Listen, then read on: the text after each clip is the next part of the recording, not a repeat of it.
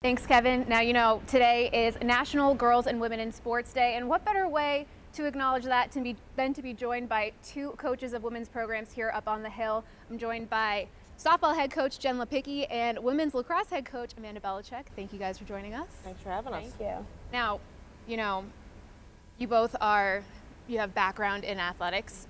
What kind of drew you to, wanting to compete and join these sports programs? Jen, we'll start with you. Yeah, I think first off with the competing part, I think as an athlete and you kind of define the game that you love and what you're passionate about and you dive in, I think your competitive nature kind of takes over.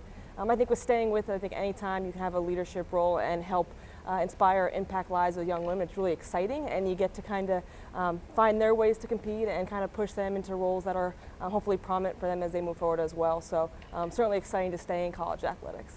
Yeah, and Amanda, for you. I mean, being in a team sport is just one of the most rewarding things, being able to compete with a group of women who are all trying to strive for that same goal, to win, to be successful, tapping into building their confidence, and just watching them be successful and being a leader of a program is so inspiring, and just watching them do well is such a joy. So that's why I love coming to work.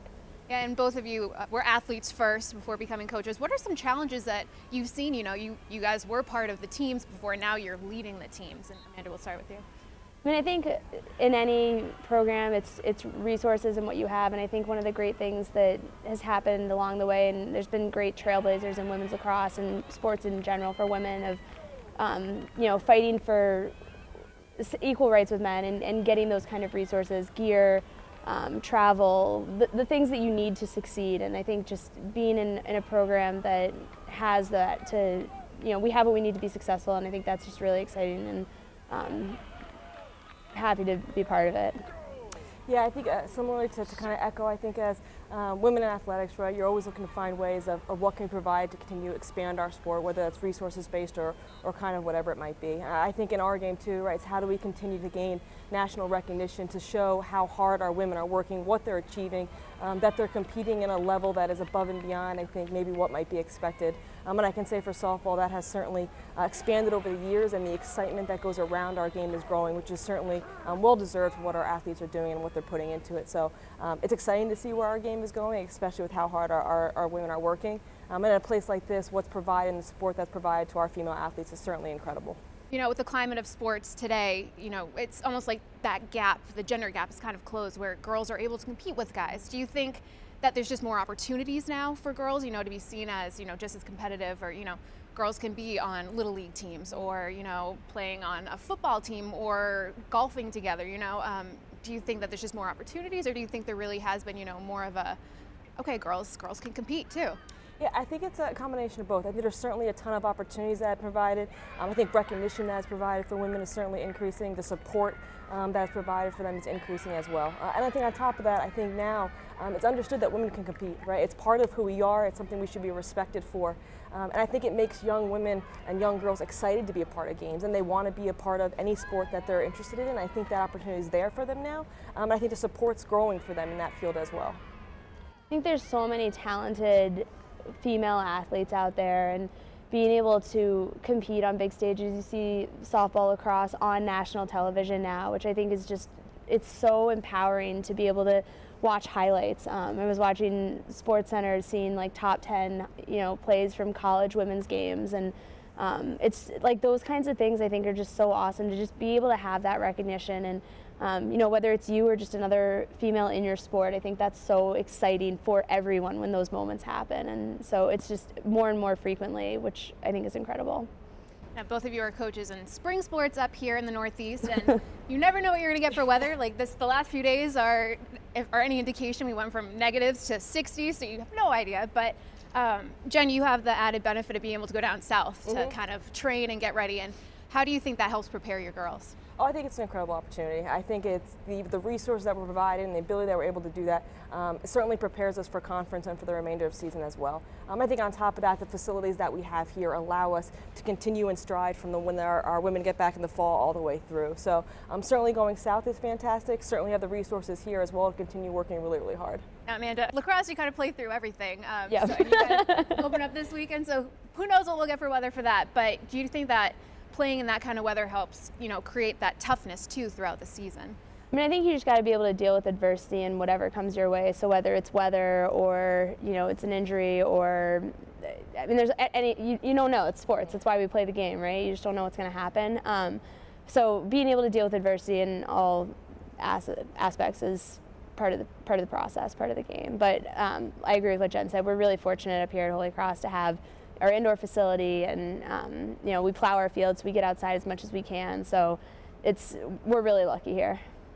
Now, recruiting-wise, is it tough to recruit to the Northeast for these games, or do the facilities help kind of seal the deal for you guys too? Yeah, so I think a lot of things really help us. One, the facilities, absolutely. I think athletes come here and they see the facility and where they're able to train and what they're going to be able to do. But I think on top of that is the whole experience here, right? So it's not only about getting athletes to buy into the athletic piece, but it's getting them to see what down campus is like as well, right? What kind of academics do we provide? What outside experiences will they also have here? So I think really for us, we're fortunate that we have a lot that we can offer, and it allows us to draw not only athletes from this area, but from all over the country to us as well. It's really a complete student-athlete experience at Holy Cross, and academics is such an important part of being at Holy Cross, and that's one of the great things that draws such wonderful student-athletes to our program. So we're really fortunate to be able to recruit to a great institution, and having great facilities and a great athletic department behind us makes the job pretty easy. And both of you have a couple seasons under your belt now, so what are you seeing now? What are you seeing from the programs and the athletes coming in? Is it kind of getting easier now that you're kind of used to the programs? I think every year you have challenges, and you go to work every year. What I will say is, going here and being here for a few years, you start to find that your athletes start falling into the culture much easier, right? So that competitive piece that you've been working for, what they expect of themselves, the standards that they have and what we've set are just a part of who our athletes are now. So we come here and we go to work every single day, and we have goals in mind and we have missions in mind. And now those athletes that are coming in are built into that same mission, and our returners are really working hard to lead us in the right path. We've spent a lot of time the past couple of years focusing on team culture, standards, expectations, and our student athletes are really proud of our program and proud of the direction we're going. So we're really excited about what's in front of us. Now, your season starts up this weekend. Yeah. What are you looking forward to this season? What are some things you guys are wanting to do? We have a great veteran team this year, so we have a lot of leaders returning on all, in all phases of the game. So I think we're really looking forward to that, seeing what that experience brings to the field. I think it'll be a little bit of a journey. We also have a lot of freshmen, so looking forward to seeing how and where they step up and come in. So trying to blend that all together, it'll be exciting. But we had a huge year last year getting to the Patriot League. Had a great game against Lehigh in the quarterfinals. So really looking to build and capitalize on that experience and use it as motivation moving forward. We have a little bit of time, but for you, what are you guys looking forward to for this season? Yeah, I think it's the ability to just go out and compete, right? So I think you spend the last X amount of months really training not only the physical side, but the emotional side of your game and the mental side of your games. And when you see the hard work that they're putting in, there's a time where you just need to go out in the field and you need to let it go and you need to compete, right? And you can talk about it and we create settings for it, but there's nothing like in-game situations. So just letting that happen for them, letting them see their hard work and how that pays off. Also continue to see, okay, what areas do we need to continue to work on and improve and grow in? So it's exciting. You get to get out in the field and put all the pieces together and kind of see how you flow and function when you start getting to in-season. Now finally, what is one piece of advice that you have for girls looking to get into athletics? Just whether it's competing or being a coach or whatever. What I would say is I think the ability to understand how hard you have to work. And I think that's across the board, no matter what you want to do in athletics. Work really hard, understand that there's no limits to what you can do and what you can achieve if you put the work in on it. The opportunities are there. A lot of women before us have paved the way for us to be successful in sports, and it's our job to continue to carry on that legacy and hopefully pave a way for the athletes that are coming behind us as well. I mean, I just think doing what you love is so important, finding that passion and, being excited about going to practice every day and those opportunities to work hard. You have to love it. You have to do it. But, I think also playing lots of different sports and, early on, one of the things that's changing in our culture right now is, young people focusing on one sport. And I think we all, as professionals, see how valuable it is to have experiences in lots of different sports, but enjoy competing, enjoy the opportunity to go out and just play. And I think that's something that sometimes in the big picture we focus on recruiting or how are we going to get to that next level. Just be a kid, play sports, and find something that you love, and whether it's sports or arts or anything, if you love what you do, you'll be successful, but you gotta have passion. Thank you guys so much. Good luck on your seasons coming Thank up. you. This is Amanda and Jen. Thank you for joining us, and we'll have much more of the game after this.